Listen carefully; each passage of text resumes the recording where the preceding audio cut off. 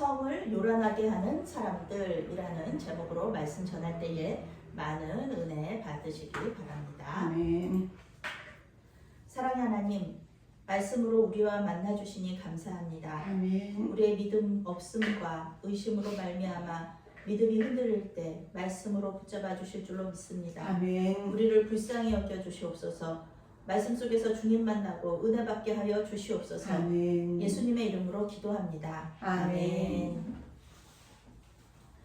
오늘의 핵심 주제는 주님을 찬양할 때 길이 열린다. 주님을 찬양할 때 길이 열린다입니다. 바울 일행은 성령의 인도하심을 따라서 마게도냐로 가서 복음을 전했습니다. 순종의 결과로 루디아라는 또 좋은 여제자를 얻게 되었지만 빌립보의 깊은 감옥에 갇히게도 되었습니다. 그러나 그들은 자포자기하고 하나님을 원망하는 것이 아니라 오히려 하나님을 찬양했습니다. 19절 말씀부터 21절 말씀까지 함께 읽겠습니다. 여종의 주인들은 자기 수익의 소망이 끊어진 것을 보고 바울과 실라를 붙잡아 장터로 관리들에게 끌어갔다가 상관들 앞에 데리고 가서 말하되 이 사람들이 유대인인데 우리 성을 심히 요란하게 하여 로마 사람인 우리가 받지도 못하고 행하지도 못할 풍속을 전한다 하거늘. 아멘. 오늘 바울과 실라는 빌립보의 아주 깊은 감옥에 갇혀 있습니다. 귀신 들린 여종을 예수의 이름으로 자유롭게 해준 일, 이것을 가지고 그 감옥에 들어간 거죠. 요 여종의 이 주인들은 바울과 실라를 어떤 죄목으로 이렇게 고소했냐 하면은 유대인인 바울과 실라가 이 외국인인데도 불구하고 빌립보 성을 요란하게 했다. 심히 요란하게 했다. 이것을 이제 죄목으로 빌미로 삼아가지고 깊은 감옥에 가둔 것입니다. 빌립보의 관원들은요, 이 외국인들인 바울과 실라가 외국의 종교를 전하면서 이 도시의 치안을 어지럽힌다고 이렇게 생각을 한 거예요. 그래서 이 성을 어지럽히는 게 뭐 그렇게 큰 죄냐 그러는데, 우리가 너 자신을 알라라는 그 말로 유명한 소크라테스라는 철학자가 있잖아요. 그 철학자가 이렇게 죽었는데요. 감옥에 갇혀서 이제 독주를 마시고 죽는데, 그 소크라테스의 죄명이 바로 성을 요란하게 한다는 죄였습니다. 그러니까 지금 사도 바울과 실라는 사형죄를 지고 지금 감옥, 그냥 감옥도 아니에요. 지상에 있는 감옥도 있고 지하 조금 얕은 지하에 있는 감옥이 있고 그다음에 아주 깊숙한 그 감옥이 있는데, 지금 사도 바울과 실라는 그 아주 무서운 그 죄를 짓고서 간다는 이 마지막 그 감옥, 아주 깊은 감옥, 햇빛도 들어오지 않는 그런 아주 흉악범들만 들어가는 그 감옥에 지금 들어가 있는 것입니다. 바울과 실라의 옷을 벗기고 매로 친다. 이거는 우리 예수님도 이런 일을 당하셨잖아요. 우리 예수님도 이렇게 그 로마에 반하는 그런 아주 반역자다 그러는 그 죄를 지고 이렇게 그 십자가에 못 박히시기 전에 옷 벗김을 당하시고 많이 매로 맞으셨습니다. 이 매로 맞는 게 우리 영화를 보면 알지만 굉장히 무서운 그 형벌입니다. 그런데 이 바울과 실라도 똑같은 매로 맞는 형벌을 당하는 거예요. 고린도 후서 11장에서 바울은 이런 매를 자기가 3번을 맞았다 이렇게 말하고 있습니다. 사역 가운데 3번을 이렇게 무서운 그 매를 맞는데, 이 빌립보에서 매가 그 3번 중에 한 번인 것이죠. 22절 말씀부터 24절 말씀 함께 있습니다. 우리가 일제히 일어나 고발하니 상관들이 옷을 찢어 벗기고 매로 치라 하여 많이 친 후에 옥에 가두고 간수에게 명하여 든든히 지키라 하니, 그가 이러한 명령을 받아 그들을 깊은 옥에 가두고 그 발을 착고에 든든히 채웠더니. 아멘. 바울과 실라는 매를 많이 맞았습니다. 성경이 이렇게 매를 많이 맞았다고 하면은 정말 많이 맞은 거예요. 영어 성경은 심하게 맞았다. 심하게 맞았다. 라고 얘기하고 있습니다. 어떻게 자기 몸을 운신하지도 못할 정도로 거의 거지반 죽을 만큼 맞았다는 뜻입니다. 바울과 실라는요, 이렇게 매를 맞을 사람들이 아닙니다. 바울은 로마의 시민권자였죠. 그리고 신라는 예루살렘 교회의 지도자였습니다. 이 두 사람들은 신분도 높은 사람들이에요. 그런데 이렇게 매를 맞은 거예요. 교회에서뿐만 아니라 사회적 신분도 높은 이 사람들이 옷 벗김을 당하고 매를 많이 맞는 것. 많은 사람들이 보는 앞에서 옷이 벗겨지고 그리고 매를 맞는다는 건 굉장히 수치스러운 일입니다. 게다가 이 사람들은 그 하나님 말씀에 불순종해서 이렇게 벌을 받는 것도 아니잖아요. 하나님 말씀에 순종해서 마게도니아로 가서 복음을 전했고 그리고 매 맞을 죄를 진 것도 아니잖아요. 그 여종을 귀신 들린 여종을 자유롭게 한 일, 이거 얼마나 착하고 좋은 일이에요. 그런데 그걸 했다고 글쎄 이 두 사람한테 모든 사람들이 보는 앞에서 이렇게 수치를 주는 거죠. 이 수치심에 대한 문제가 굉장히 우리 사람들한테 이렇게 두렵고 불안하게 하는 그런 요소입니다. 그 결과가 이 수치를 당하고 하나님 말씀에 순종한 그 결과가 수치를 당하고 매를 많이 맞고 너무너무 억울한 상황인 거예요. 이것이 끝이 아닙니다. 이 빌립보의 관원들이 바울과 신라를 아주 깊은 옥에 가두고 그리고 잘 지키라, 든든히 지켜라 이렇게 명령했습니다. 성경은 간수가 그들을 깊은 옥에 가두고 그 발을 착고에 든든히 채웠다 이렇게 말합니다. 간수는 이 바울과 신라가 도망가지 못하게 이제 이 사람들 사형수니까 도망가지 못하게 깊은 옥에 가두고 그리고 착고라는 것은 이제 나무로 된 요 발목을 들어갈 수 있는 나무로 된 형틀이에요. 예전에 우리 사극 보면은 왜 죄인들이 이렇게 이 나무로 된 목에만 이렇게 구멍 있는 거기 감옥에 이렇게 갇혀 있잖아요. 아주 큰 죄를 지은 사람들이 나라에 뭐 큰 죄를 짓고 반역을 한 사람들이 그거를 보면서 칼을 썼다고 하죠. 칼을. 근데 보면은 그거 나무잖아요. 저게 무슨 칼이야 그러는데 이 나무 목이 들어가는 그 구멍에 이렇게 칼로 이렇게 동그랗게 해놓은 거예요. 그 나무가 그 사이에 들어가 있는 거거든요. 그래서 이 사람들이 목을 어떻게 운신을 못해 가만히 있어야 되는 거예요. 만약에 목을 이렇게 움직였다 하면은 목이 칼에 이렇게 하니까 다치니까 그러니까 이제 가만히 있어야 되는 이 굉장한 고문 도구입니다. 착고도 마찬가지예요. 착고 자체가 두 발목을 이렇게 꽉 잡고 있고 도망가지 못하게 하는 거기 때문에 이 자체가 고문 도구예요. 사람을 괴롭히는 도구란 말이에요. 그런 거를 지금 형벌의 도구를 두 발목에 넣고 그 다음에 자물쇠를 채워놓는 아주 이 무서운 형구를 이 두 사람이 차고 있었다는 것이죠.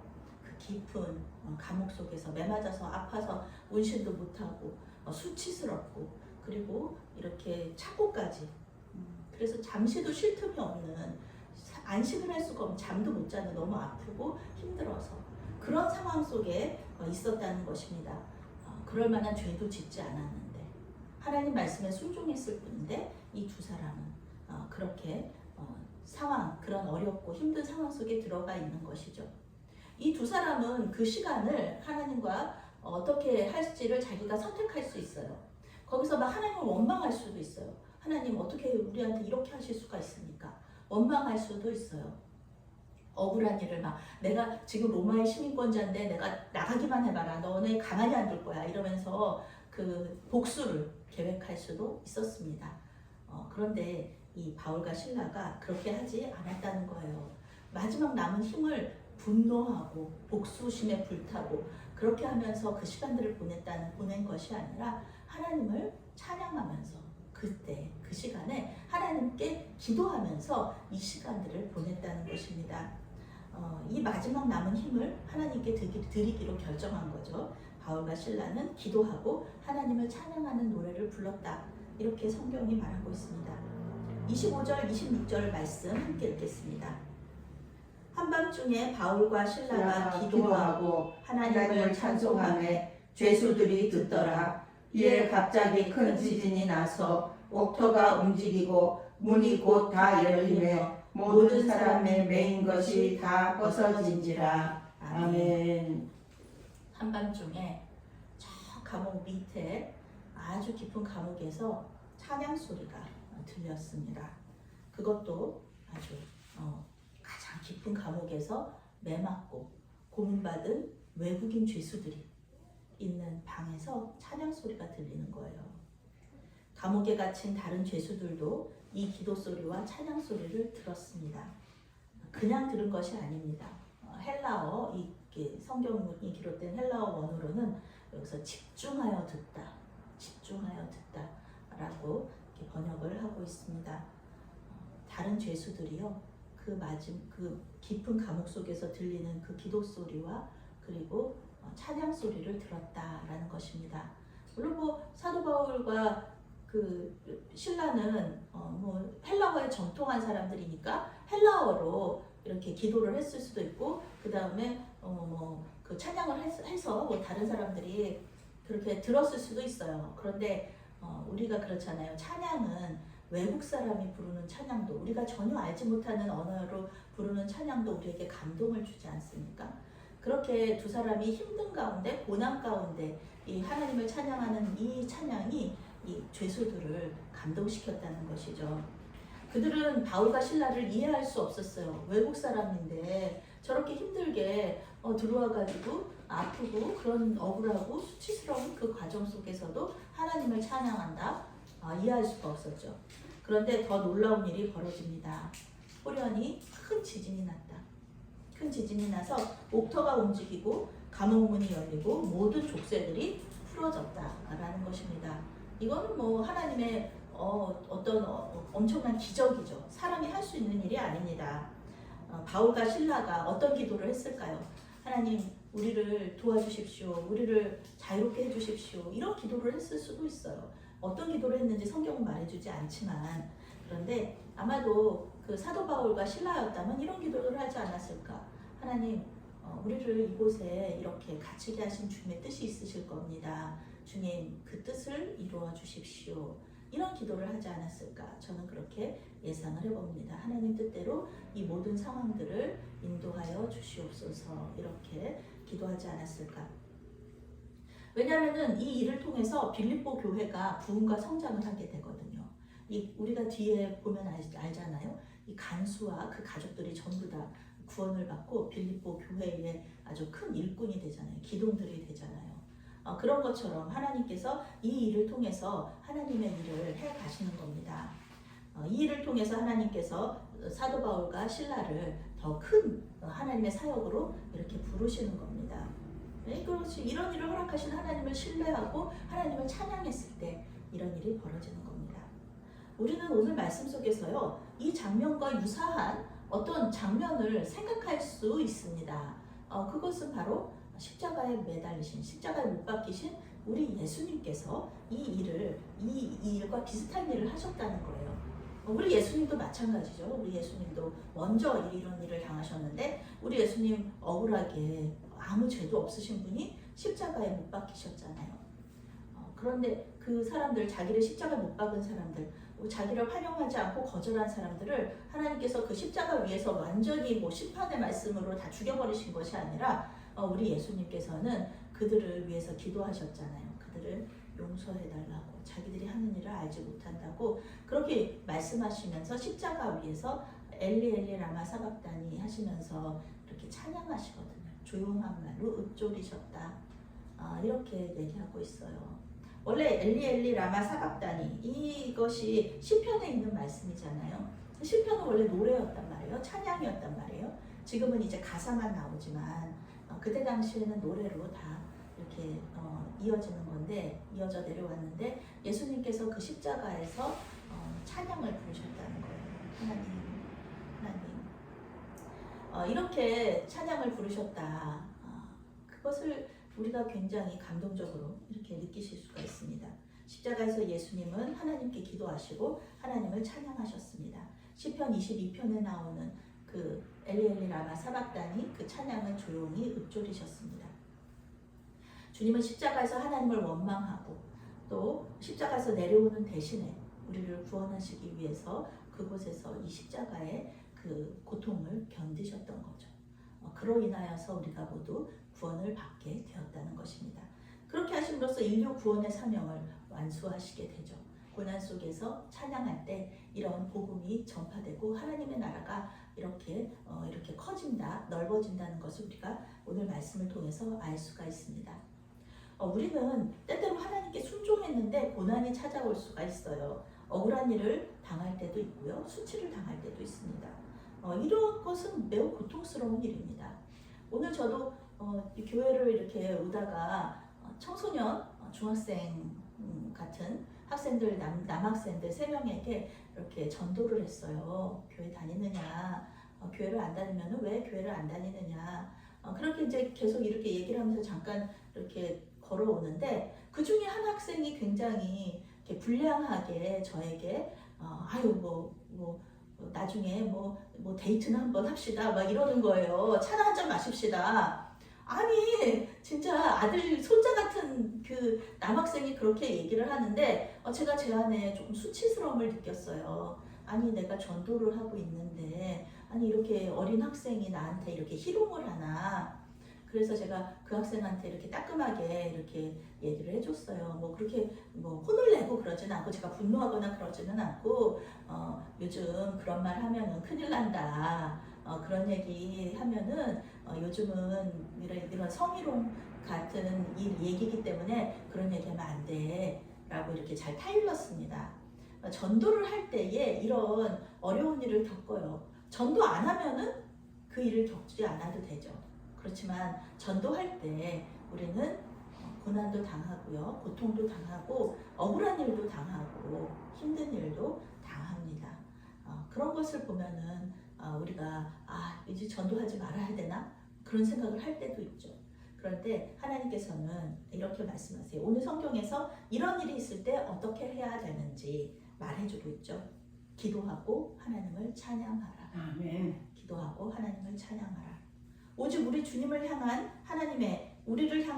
오직 우리를 향한 하나님의 사랑과 그의 주인 되심을 믿는 사람만이 매를 맞으면서도 하나님을 증거하고 주님을 찬양하고 이 복음을 계속해서 증거할 수 있다는 것입니다. 아무리 큰 고난이 와도 아무리 억울한 일을 당해도 하나님의 사랑이 우리 안에 있으면은 그 사랑이 흘러 넘치기 때문에 우리는 그 믿음을 꽉 붙잡을 수 있는 것입니다. 오히려 하나님을 더 의지하고 그분의 뜻을 구하는 것입니다. 하나님은 믿음의 사람들의 찬양을 기쁘게 받아주십니다. 어느 곳에 있든지 기쁜 일이 있을 때 찬양하고 슬픈 일이 있을 때 찬양하고 이 찬양을 기쁘게 받아주시고 그리고 그 어려운 일이 있을 때 그 찬양을 받으시고 길을 열어주시는 거예요. 어떻게 해야 될지 놀라운 방법으로 그 기도에 응답해 주시는 것을 오늘 성경에서 이야기하고 있습니다. 어떠한 상황에 있든지 주님께 기도하면서 찬양을 올려드리시기 바랍니다. 아멘. 그때 주님께서 길을 열어주실 줄로 믿습니다. 아멘. 우리의 기도에 응답해 주실 줄로 믿습니다. 아멘. 우리의 삶 속에서 역사하시는 주님을 만나는 저와 여러분이 되시기를 바라겠습니다. 아멘. 아멘.